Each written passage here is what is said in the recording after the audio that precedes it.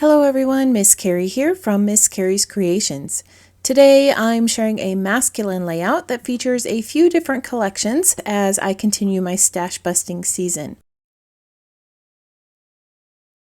The layout I'm creating will be using the Bright Days perspective from the May Fox box, along with the new paper snips that are available with the subscription kit.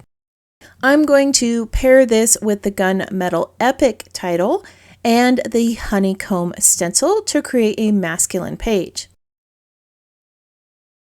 I have 3 photos of our sun taken at dusk along the river, and I've decided to use this Bright Days perspective from the May Fox box as my title. It's a great match to the color of the kayak and will allow me to bring in a few items from the paper snip sheet that are similar in color. This spring I've been doing quite a bit of stash busting, so you're going to see a mix of patterns and ephemera on the page today. I have selected a few from Simple Stories and Pink Fresh to get me started, and I'll add more along the way. All of the supplies I'm using, along with a link to the May Fox box, can be found in the description below. Mixing and matching product collections is always fun for me, but I know that others struggle with this task, so I thought I would share how I selected the pieces for this page. I want to give it a more masculine feel, so I've grabbed some patterns with fishing icons, some green-blue, and a complementary orange hue. Blue and orange are directly opposite each other on the color wheel and have the highest level of contrast between their two hues. Because these two are going to make such a bold statement, I'm also going to bring in a few gray and brown neutrals to soften the two colors. I'm working with a sketch from Creative Scrapbooker today. I didn't have a chance to print it out, but it is available in their Facebook group if you want to use it. I started placing the photos and title as it was shown in the sketch, but the title doesn't stand out as well as I would like.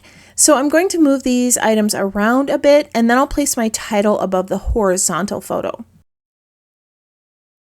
The sketch does have some tags, which are always fun to add to a page. These were cut from some tag pattern paper in the Pink Fresh collection. I'm placing an orange and green one at the top and selected another for the base of the page. I haven't settled on these yet and may change my mind once I get the rest of the items in place.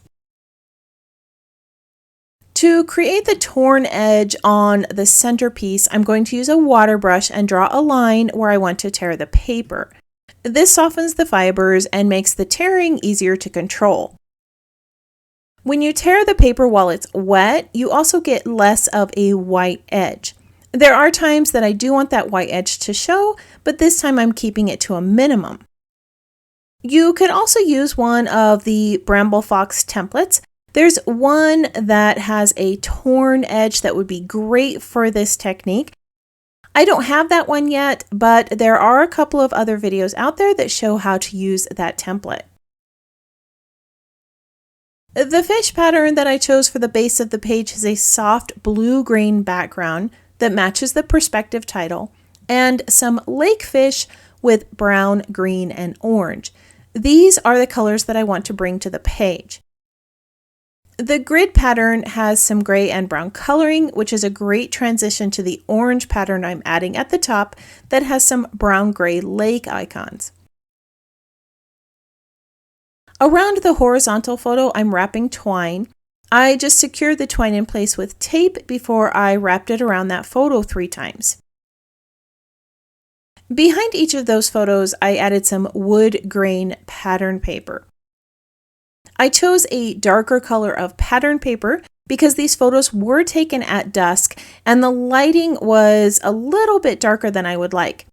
Adding the wood grain frame not only brings in a little bit of a natural element, it's also going to help the details in those photos show up a little bit better.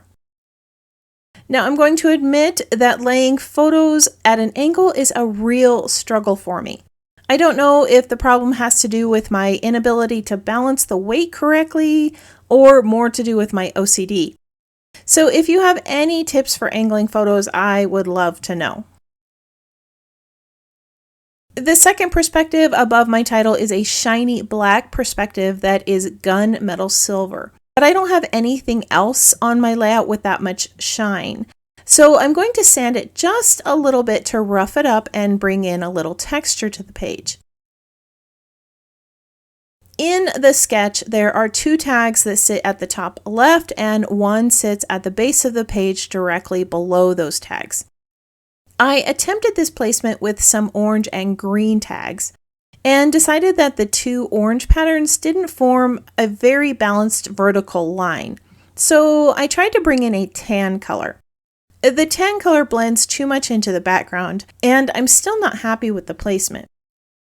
I'm going to move the tag over to the right side of the page and create more of a diagonal flow with the tags.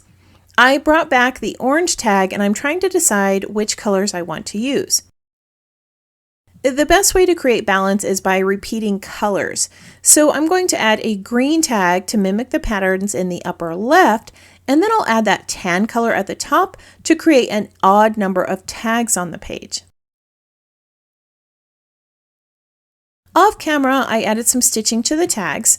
This brought a little more texture to the page and some horizontal lines. In the sketch, there were some additional horizontal pieces at opposite corners, and I tried to bring those in with pattern paper, but I'm not a fan of how this looks. Instead, I'm going to add a little bit of detail with stenciling. I'm using the honeycomb stencil from Bramble, which looks a lot like chicken wire, and it has a great masculine design for the page. I chose black soot for the images to match that epic title perspective.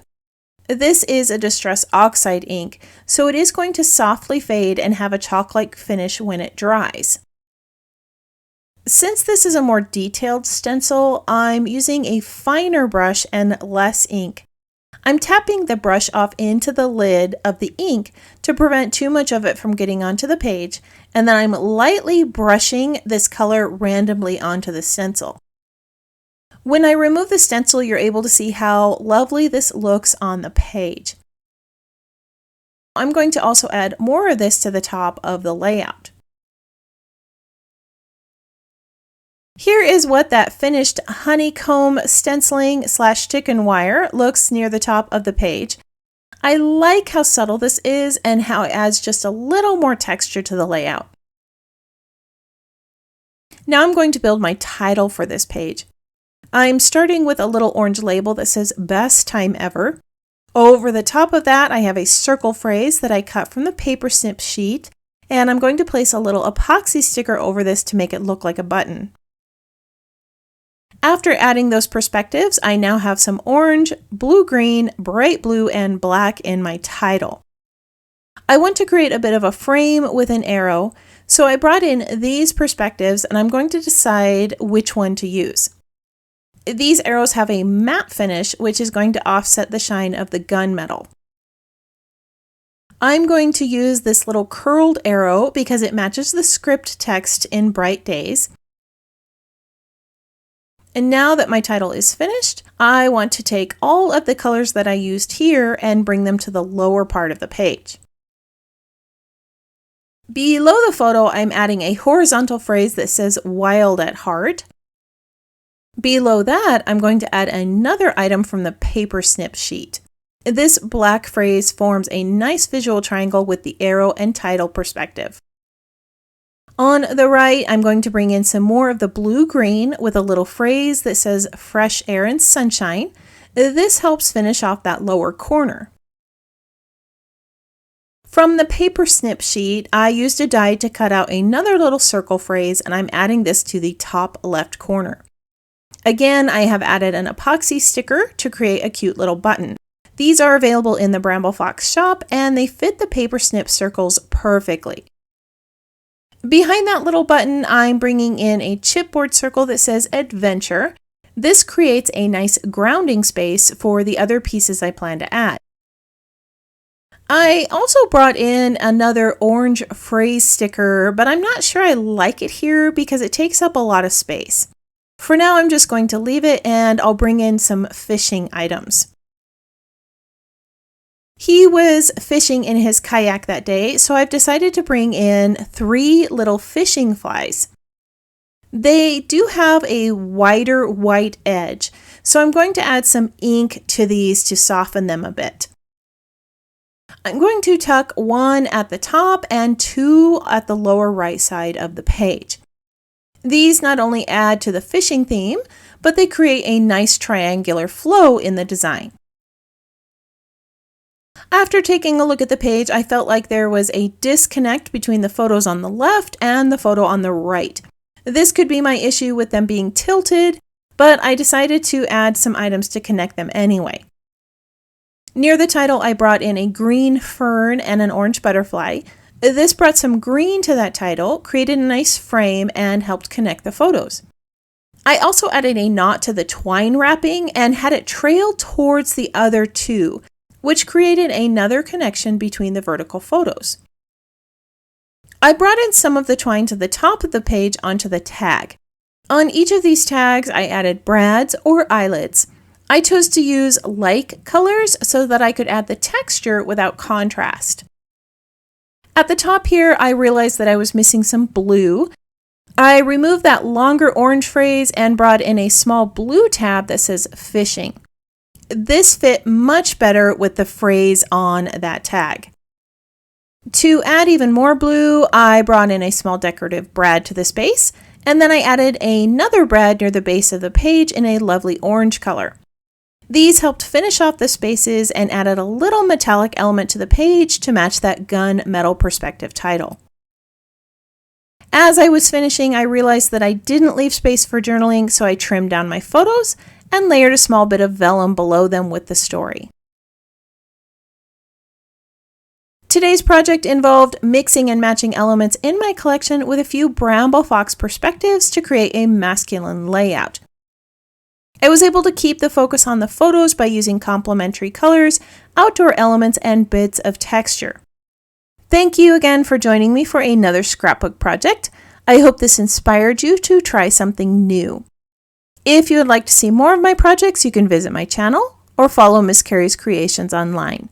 If you have any questions about this project or the supplies I used, feel free to leave a comment below. I hope that you have a wonderful week, and I can't wait to see what you create.